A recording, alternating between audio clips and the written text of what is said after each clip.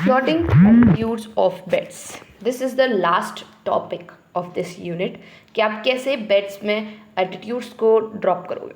तो उसके लिए दो टॉपिक्स होते हैं, एक तो क्वाड्रेंट या बियरिंग मेथड, एक होता है आपका एजीमुथल मेथड। ठीक है ना। तो दो टॉपिक्स आपको बहुत इंपॉर्टेंट है, एग्जाम पॉइंट ऑफ व्यू से डायरेक्टली पूछे जा सकते हैं। 3 मार्क में आ सकता है, वेदर इट इज़ अगर आपको सिर्फ एक पूछा जाए तो 2 मार्क या 1 मार्क, 1 मार्क का तो नहीं, 2 मार्क का तो आएगा ही आएगा। ओके, ना क्वाड्रेंट और the bearing method. In this method reading जो होती है वो 4 क्वाड्रेंट्स या बियरिंग कंपास में करी जाती है। ठीक है ना। एंगल जो होता है वो ईस्टवर्ड या वेस्टवर्ड मेजर करा जाता है। अब नाउ यू इमेजिन कि आपके पास एक कंपास है, नॉर्मल कंपास, एक सर्कुलर फिगर। आप सर्कुलर फिगर में 4 डायमेंशंस हैं या फिर 4 क्वाड्रेंट्स बन रहे हैं, या इसमें इस तरीके से समझाऊँ आपको तो एक कंपास या फिर कोई भी एक चीज़, उसके 4 क्वाड्रेंट्स, दीज आर 4 क्वाड्रेंट्स। ठीक है ना, ये 4 क्वाड्रेंट्स बन गए। अब ये ईस्टवर्ड्स और westwards, either from north to south, whichever is closer, आपको वहाँ से बियरिंग जो है एंगल मेजर करना होता है। तो बियरिंग एंगल कहाँ से मेजर करते हैं आप? वहाँ से मेजर करते हैं जहाँ से आपका ईस्टवर्ड हो या वेस्टवर्ड हो, कोई भी पास में हो। ठीक है ना। तो बियरिंग एंगल वहाँ से मेजर होता है जो चीज़ पास में होती है। ये मेथड सर्कल होता है एक तरीके से। इस मेथड में वो 4 क्वाड्रेंट से डिवाइड होता है, जैसे मैंने आपको शो किया।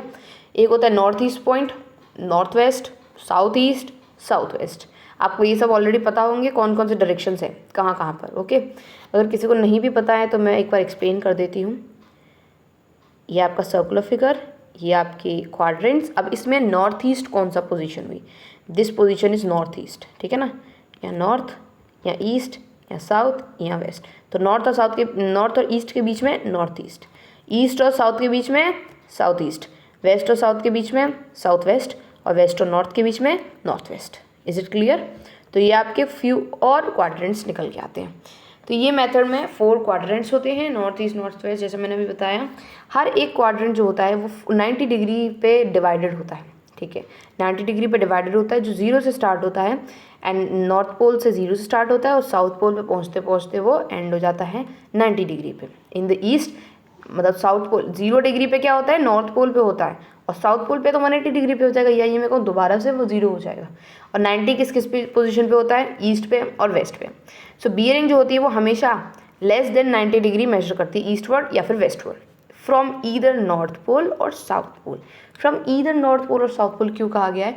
कि जो पास में होगा, नॉर्थ या साउथ, उधर से लिया जाएगा। ठीक है ना, फ्रॉम ईदर नॉर्थ पोल और south pole. A bearing direction can be specified by stating first north pole or the south from which the angle is measured. सबसे पहले स्टेट करिए कि आप किधर से मेजर करने वाले हैं, फिर उधर से मैग्नीट्यूड निकालिए अपने एंगल का। ठीक है, डायरेक्शन निकालिए। So the third, the direction of the east और the west towards the angle is measure. तो इस तरीके से आपका एंगल जो होता है वो मेजर किया जाता है। तो यहाँ पर टोटल 3 केसेस निकलते हैं। सबसे पहला केस, पहले पहचानिए कि हम नॉर्थ से या साउथ से किधर से मेजर करने वाले हैं। दूसरी चीज़, मैग्नीट्यूड निकालिए एंगल का। और तीसरी चीज़, डायरेक्शन पता करिए कि ईस्ट से या फिर वेस्ट से किधर से आप डायरेक्शन को मेजर करोगे। ओके, तो ये आपका बियरिंग मेथड था। आपको आई होप अच्छे समझ में आ गया होगा बियरिंग मेथड क्या होता है। नहीं समझ में आया तो आप एक और बार रिवाइंड करके वीडियो को एक और बार अच्छे तरीके से देखिए। इंपॉर्टेंट है इसलिए कह रही हूँ, बहुत अच्छे से समझ लीजिएगा इस पूरे मेथड को। Now azimuthal method. Azimuthal method में क्या होता है, यहाँ पर डायरेक्शंस जो होते हैं वो भी सर्कुलर में होते हैं। सर्कल होता है एक, बट यहाँ पर उधर 90 डिग्री पे डिवाइडेड हो रहे थे, यहाँ पर 360 पे डिवाइडेड होते हैं। ठीक है ना, 0 से स्टार्ट होते हैं और 360 पे ख़त्म होते हैं। 0 आपका नॉर्थ पोल पे होता है, एंड इंक्रीज करते हैं बाय द क्लॉकवाइज डायरेक्शन में इंक्रीज करते हैं टू द 360। मतलब कि 0 से फिर जाएगा, इंक्रीज करता करता करता करता आपका 90, फिर 90 से इंक्रीज करता हुआ 180, देन 270, एंड देन फर्दर 360 तक आपका इंक्रीज करता हुआ चला जाएगा। Then the azimuthal circle is graduated in a manner analogous to that of the face of the clock. जिस तरीके से क्लॉक का फेस होता है ना, उसके जस्ट उल्टा, एनालॉगस मतलब कि ऑपोजिटली ग्रेजुएट होता है, मतलब कि लगता है। Only instead of being clockwise sweep of 60 minutes and azimuthal circle is a clockwise sweep of 360 minutes। जैसे क्लॉकवाइज में बीच में 60 मिनट्स का स्वैप होता है, राइट। तो यहाँ पर स्वैप कितने मिनट का होता है? 360 मिनट्स का। This is the difference between the clock and the azimuthal method.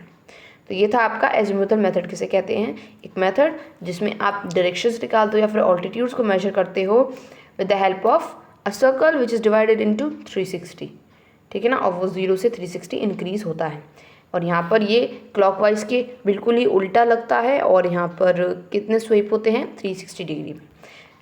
ये लर्न करने में भी कुछ हार्ड नहीं है, अगर आपको समझ में भी नहीं आए तो आप इसको लर्न भी कर सकते हैं, बहुत आसान है, बट आप इसको कैसे भी करके कर लीजिएगा बिकॉज ये बहुत ज़्यादा ही इंपॉर्टेंट है, azimuthal method and bearing method. Okay, so with this video we have ended the unit. अब हम नेक्स्ट वीडियो में नेक्स्ट यूनिट कवर करेंगे, ठीक है ना। आपका ये जो है BGYCT 131 ये कंप्लीट होने वाला है, इसके बाद हम BGYCT 133 कवर करेंगे। Okay, so thank you for watching this video.